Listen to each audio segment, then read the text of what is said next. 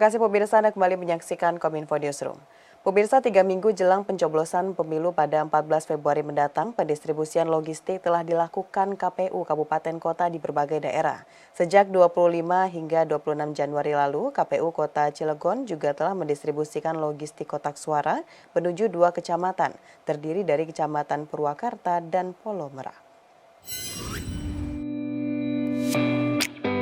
Jelang pemilihan umum 2024, Komisi Pemilihan Umum terus memaksimalkan pendistribusian logistik di beberapa daerah di Indonesia masih on the track sesuai jadwal yang telah ditentukan. Anggota KPU Kota Cilegon Urip Haryantoni menjelaskan, sejak 25 Januari 2024, Komisi Pemilihan Umum Kota Cilegon mulai mendistribusikan logistik kotak suara pemilu 2024. Pendistribusian logistik di hari pertama dikirim menuju Kecamatan Purwakarta yang dilanjutkan pada hari kedua, hari Jumat 26 Januari 2024, didistribusikan ke Kecamatan Pulau Merah. Tercatat per tanggal tersebut, KPU Kota Cilegon juga telah menerima sebanyak 460 kotak suara pemilu 2024 yang akan digunakan dalam pemilihan DPR Republik Indonesia, DPD, DPRD Provinsi Banten, DPRD Kota Cilegon, dan pemilihan presiden pada 14 Februari 2024 mendatang. Ini KPU sudah melakukan pergeseran kotak suara. Kemarin itu kotak suara bergeser ke Kecamatan Purwakarta, disimpan di gudang Kecamatan Purwakarta, dan hari ini untuk Kecamatan Pulau Merah.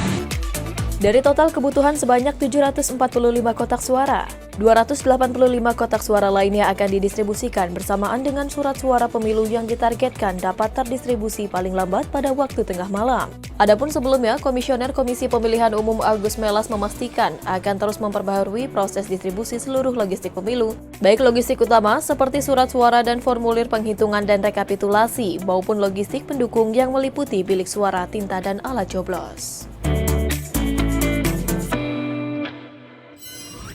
Terima kasih pemirsa, Anda kembali menyaksikan Kominfo Newsroom.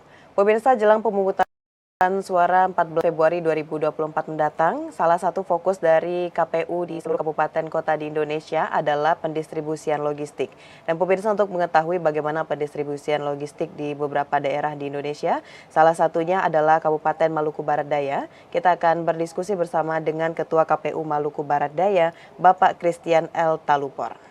Selamat malam Pak Christian. Selamat malam, Mbak Muna. Ya, salam sehat Pak Christian. Terima kasih sudah bergabung di Dialog Kominfo Newsroom pada malam hari ini.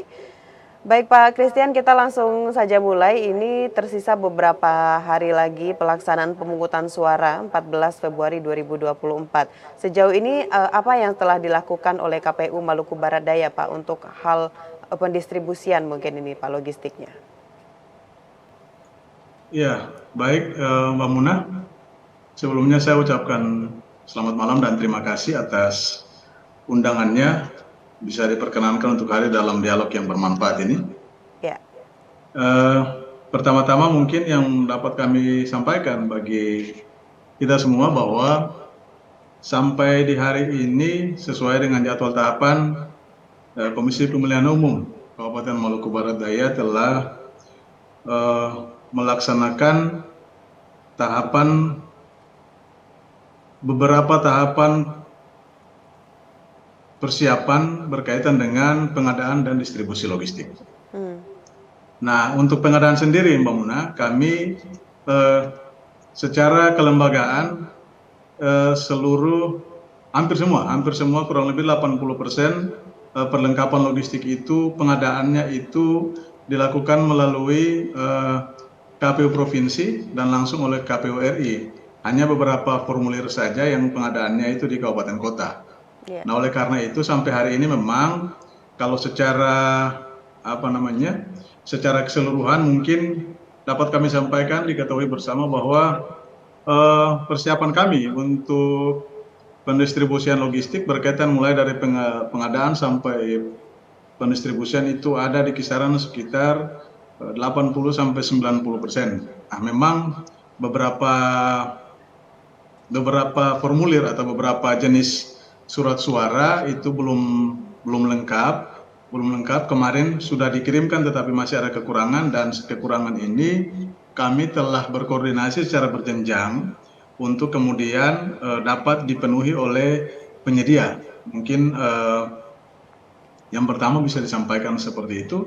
Rinciannya mungkin ada beberapa surat suara jenis pemilu untuk DPR RI, kemudian DPD RI, Dewan Perwakilan Daerah, dan juga masih ada sedikit juga kekurangan surat suara DPRD Kabupaten Kota. Memang jumlahnya tidak signifikan. Kalau kita total itu nggak sampai 500-an. Mungkin yang bisa kami sampaikan sebagai pendahuluan atau pembuka seperti itu, Mbak. Baik Pak Christian, ini Maluku Barat Daya sebagai daerah kepulauan tentu memiliki tantangan juga dalam hal pendistribusian untuk logistik pemilu 2024 ini. Apa saja tantangannya dan kapan ini Pak rinciannya akan dikirimkan, akan didistribusikan logistik tersebut dan dengan menggunakan armada kapal apa nantinya nih Pak? Baik, soal tantangan distribusi ya, dapat kami jelaskan Bu. Maluku Barat Daya ini terdiri dari 17 kecamatan. Kemudian 17 kecamatan ini kalau kita bagi 17 kecamatan ini dia berada atau berlokasi di kurang lebih 11 pulau yang berbeda. Yeah. Nah, jaraknya juga itu yang paling dekat itu ada di kisaran sekitar 7 sampai 8 mil laut.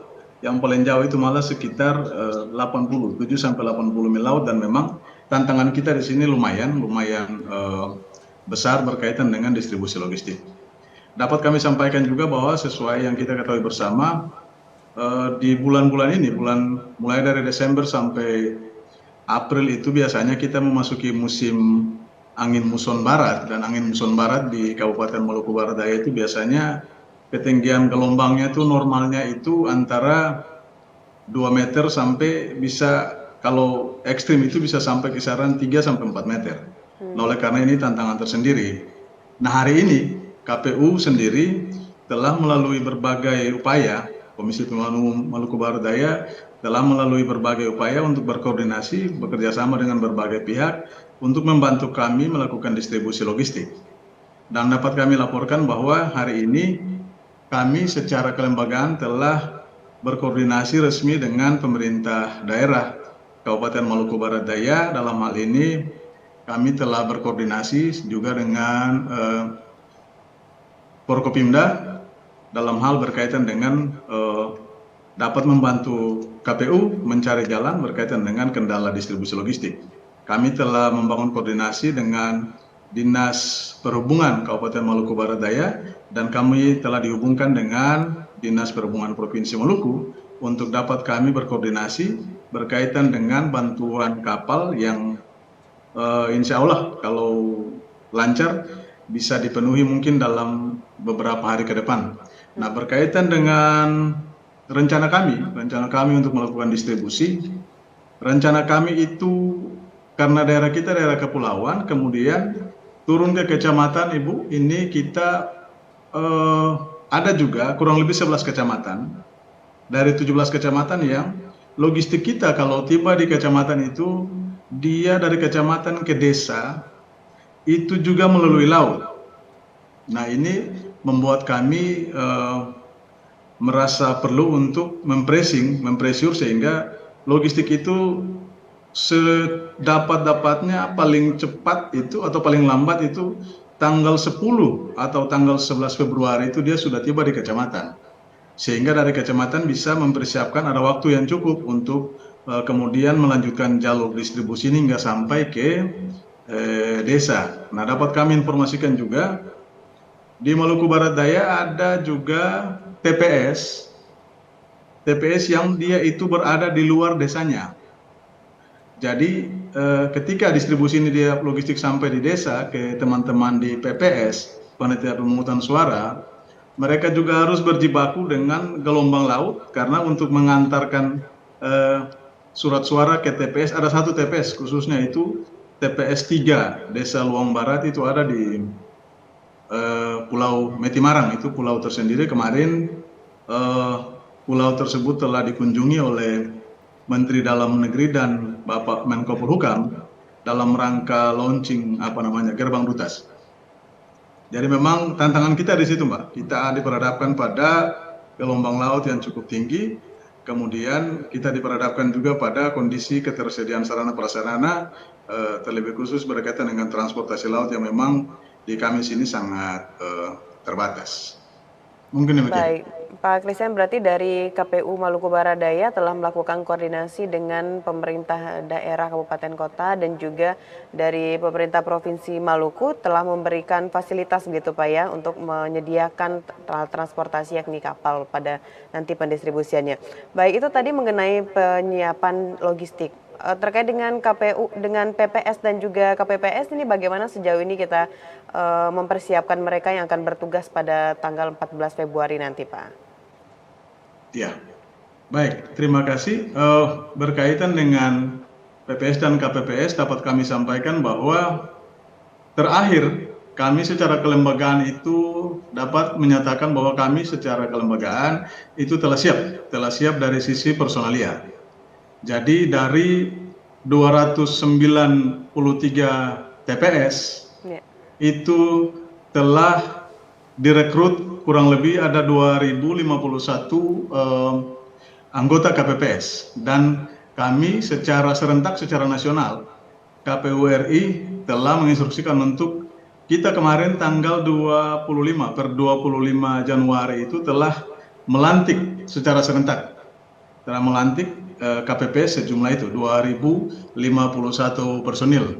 Sementara berkaitan dengan petugas ketertiban di TPS atau yang biasanya dikenal dengan istilah Linmas, sesuai dengan instruksi pimpinan dari KPU RI menginstruksikan kepada kami untuk kemudian berkaitan dengan pengisian personil Linmas ini atau petugas ketertiban TPS, itu kita berkoordinasi dengan pemerintah daerah agar pemerintah daerah membantu untuk mempersiapkan. Jadi secara resmi tadi saya juga sudah menyampaikan secara lisan dan juga secara tertulis lewat surat kepada Pak Wakil Bupati untuk dapat diperhatikan dan kemudian dapat dibantu untuk dipenuhi untuk petugas ketertiban atau Linmas tersebut. Demikian, Mbak. Baik. Bapak berkaca dari pemilu tahun 2019, tentu dari KPU Maluku Barat Daya telah memiliki catatan-catatan tersendiri atau evaluasi dari pelaksanaan sebelumnya. Hal apa yang harus diperhatikan oleh KPU beserta jajaran hingga KPPS untuk bisa menyukseskan pemilu serentak 2024 ini, Pak? Iya, baik, terima kasih. Mungkin yang pertama, secara nasional memang pemilu 2019 kemarin banyak catatan yang memang harus diperhatikan. Demikian pula bagi kami di sini, terlebih khusus berkaitan dengan aspek kesehatan dan keselamatan teman-teman pelaksana teknis di bawah, dalam hal ini KPPS. Ini bukan hanya berlaku bagi kami juga, tetapi bagi teman-teman pengawas pemilu, bahkan sampai kepada teman-teman dari TNI Polri yang turut andil dalam menjaga keamanan dan ketertiban. Nah, kami hari ini, catatan kami mencoba untuk kemudian melakukan rekrutmen ini dengan memperhatikan benar-benar aspek kesehatan, itu yang pertama. Jadi teman-teman yang direkrut, anggota KPPS kita itu benar-benar melalui proses screening kesehatan sehingga bisa dibuktikan jejak rekam kesehatannya, sehingga ketika dalam pelaksanaan tugas itu tidak menjadi hambatan. Kemudian yang berikut catatan-catatan kami, karena kami di sini yang tadi saya sampaikan di awal, kita daerah kepulauan, kita mencoba untuk kemudian secara rigid kita memperhatikan benar proses sortir, lipat, kemudian penghitungan surat suara, sehingga ketika distribusi logistik kita betul-betul menjaga tidak terjadi, atau sekiranya terjadi pun itu dalam angka yang batas-batas yang sangat wajar, tidak terjadi kekurangan logistik yang terlalu signifikan.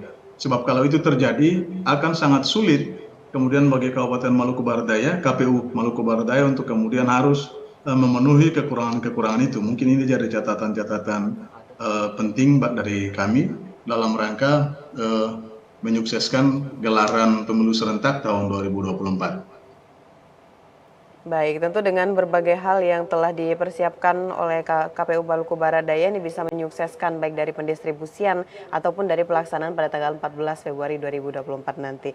Pak Christian, terakhir harapannya kepada penyelenggara pemilu, teman-teman hingga ke KPPS dan juga pemilih nanti di Maluku Barat Daya hingga pemerintah untuk bisa menyelenggarakan dengan baik pemilu pada 14 Februari 2024 seperti apa Pak? Singkat saja Pak. Iya, baik. Mungkin harapan kami eh, kalau dari pemerintah ya, kami selama ini selalu mendapatkan dukungan yang maksimal. Kami tetap berharap dukungan ini berlangsung sampai akhir sehingga pemilu dapat berlangsung dengan aman, damai dan sukses. Sementara bagi teman-teman jajaran KPU mulai dari PPK, PPS dan KPPS, kami mengharapkan untuk bekerja dengan sepenuh hati, tetapi tetap menjaga keselamatan, menjaga kesehatan. Sehingga arahan pimpinan KPU RI berkaitan dengan pelaksanaan pemilu di Indonesia, terlebih khusus di Kabupaten Maluku Barat Daya, no mistake, no zero accident. Kami berharap pemilu ini berjalan dengan aman, dengan damai, lancar, tanpa kendala, semua berakhir dengan riang gembira. Terus bagi pemilih dalam hal ini masyarakat Maluku Barat Daya, kami himbau agar hadir di TPS pada tanggal 14 Februari 2024. Jangan sia-siakan hak pilih Anda, karena di dalam suara Anda itu ada titipan suara Tuhan untuk memilih pemimpin yang akan membantu, yang akan memperjuangkan kesejahteraan kita bersama. Demikian Mbak Muna. Baik, Pak Christian L. Talupor selaku Ketua KPU Maluku Barat Daya, terima kasih banyak Bapak telah memberikan informasi terbaru terkait bagaimana langkah yang dilakukan oleh KPU Maluku Barat Daya terhadap persiapan penyelenggaraan pemungutan suara 14 Februari 2024 nanti. Selamat melanjutkan aktivitas Pak Christian, sehat selalu, selamat malam Bapak. Terima kasih Mbak, selamat malam. Hormat untuk semua tim Kominfo TV, Kominfo Newsroom di mana saja berada. Baik, Tuhan terima memberkati kasih. kita semua. Selamat Ya malam. pemirsa, itulah dialog kita bersama dengan Ketua KPU Maluku Barat Daya Bapak Christian L. Talupor. Usai jeda pariwara kami akan kembali dengan informasi lainnya. Tetaplah bersama Kominfo Newsroom.